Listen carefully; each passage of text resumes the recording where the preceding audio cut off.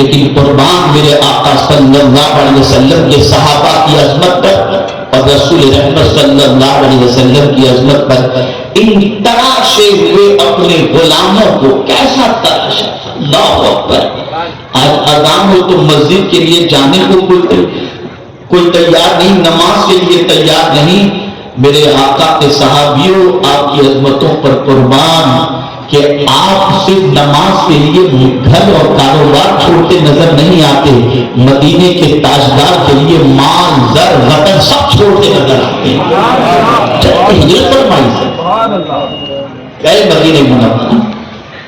اب سرکار صلی اللہ علیہ وسلم نے جن لوگوں کو تیار کیا تھا حج کے ایام کے اندر, جو مدینے سے آئے تھے حج کے لیے, جن کو تیار کیا تھا وہ تیار شدہ وہاں پہنچے, کچھ دنوں کے تیار شدہ. اب ضرورت کی تربیت کی تو پروردگار کے پیارے حبیب صلی اللہ علیہ وسلم نے حضرت مصعب بن عمیر رضی اللہ تعالیٰ عنہ کو ان کی تربیت کے لیے بھیجا. اب دیکھیں تراشے جا رہے ہیں, ادھر تربیت پائی, تربیت پا کر وہاں پہنچے. اب وہاں تربیت جب دے رہے ہیں تو پہلے سال تو 5 لوگ آئے تھے, لیکن دوسرے سال جب تربیت دینے والے وہاں پہنچے, اب حج کے لیے جب آ رہے ہیں تو اب یہ 5 کی تعداد نہیں, بڑھ کر کے کم و بیش 70 کی تعداد ہو چکی تھی. تیار ہو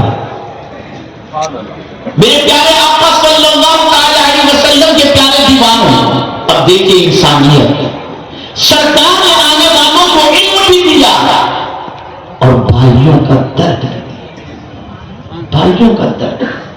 وہ جب آپ کو میں سمجھاؤں گا تو بات اچھی طرح سمجھ میں آئے گی. جب وہ آئے, مکہ آئے, حج کے ایام میں تھے, اور جب مکے میں صحابہ کی زندگی کے بارے میں سنا کہ کوئی صحابی کو مارا جا رہا ہے, کسی کو ستایا جا رہا ہے, کسی کو کھانا نہیں دیا جا رہا, کسی کے کپڑے لے لیے جا رہے, اتنی تکلیفوں کے بارے میں جب سنا تو ان کی طبیعت بے چین ہو گئی کہ ہمارے بھائی اتنے غم کے اندر. اب جب وہ مدینے پہنچے تو اللہ کے رسول صلی اللہ علیہ وسلم نے ان کے دل کی کیفیت کو دیکھ کر جب سب کو مدینے ہجرت کے بارے میں فرمایا تو وہی انسانیت جو ان کے اندر پیدا ہوئی تھی, رسول اعظم صلی اللہ علیہ وسلم نے انصار و مہاجر کے درمیان عقد مواقعات قائم فرما دیا اور فرما دیا ایک انصار ایک مہاجر کو اپنا بھائی بنا دے.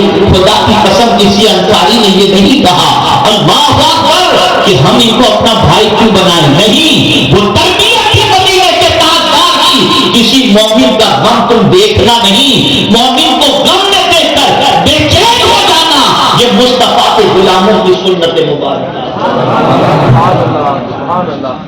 یہ بھائی چارگی کا رشتہ,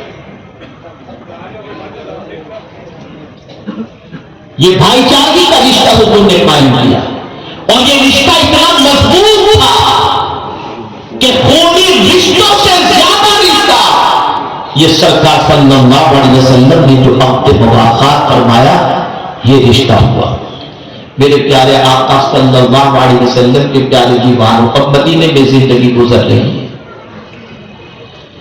وہاں بھی امتحان پریشانیاں ساری چیزیں, لیکن اللہ اکبر پیغمبر رحمت صلی اللہ علیہ وسلم کے صحابہ کی تربیت اتنی نکھر کر آ گئی اور ان کی شان اتنی اجاگر ہو گئی, ان کی اخلاق لوگوں کو متاثر کرتے, ان کی عادتیں لوگوں کو متاثر کرتی, اور سب سے بڑی دو چیزیں ان کی لوگوں کو متاثر کرتی, ایک امانت اور ایک صداقت.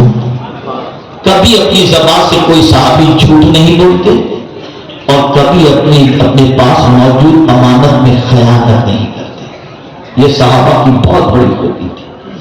اور اسی کے ساتھ میرے پیارے آقا صلی اللہ علیہ وسلم کے پیارے دیوانوں, لوگوں سے اخلاق کے ساتھ پیش آنا, اپنے اور پرائیوں کے ساتھ اچھی طریقے سے ملنا, بھوکوں کی بھوک نہ دیکھ پانا, مریضوں کی عیادت کرنا, پریشان حالوں کی پریشانیاں دور کرنا.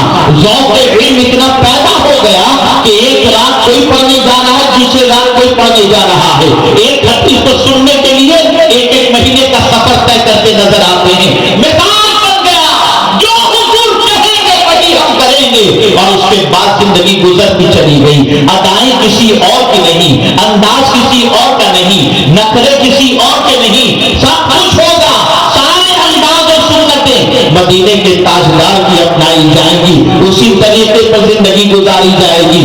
اللہ اکبر، اس طرح سے صحابہ کی جماعت نکھر کر آئی۔ تو اب قرآن نے ان صحابہ کی کیفیات کو جو نکھر کر کے آئی، اب ان کی کیفیت کا ایک آیت کے ذریعے میں آپ کو سمجھاؤں کس طریقے سے قرآن نے ان کی اس عادت کا ذکر فرمایا۔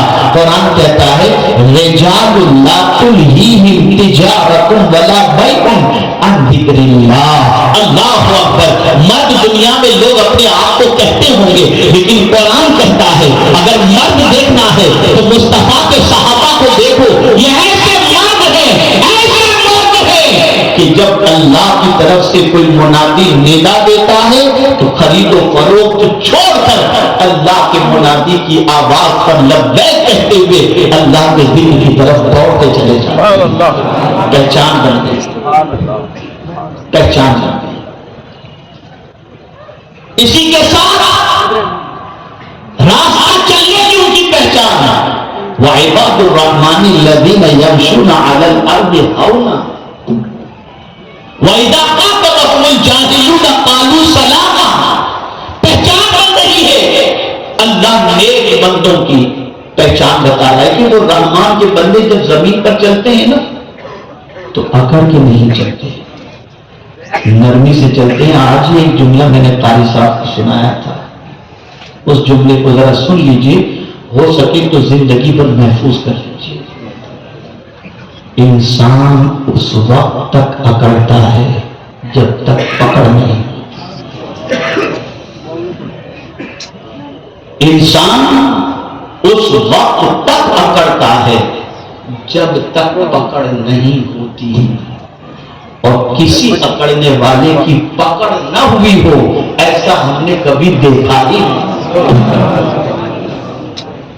اس لیے قرآن نے رحمان کے بندوں کی چال بتایا، کبھی اکڑ کے نہیں چلتے، خرامہ خرامہ چلتے۔ اور قرآن نے منع بھی کیا، وَلَا تَمْشِ فِي الْأَرْضِ مَرَحًا، زمین پر اکڑ کے مت چلو۔ اے رسول اعظم صلی اللہ علیہ وسلم کے دیوانوں، جہاں قرآن نے ان کی پہچان کرائی کہ دن میں وہ چلتے ہیں جو اس طرح سے چلتے ہیں کہ بالکل خرامہ خرامہ، وہی ان کی رات کا تذکرہ بھی قرآن نے کیا، وَالَّذِينَ يَبِيتُونَ لِرَبِّهِمْ سُجَّدًا وَقِيَامًا۔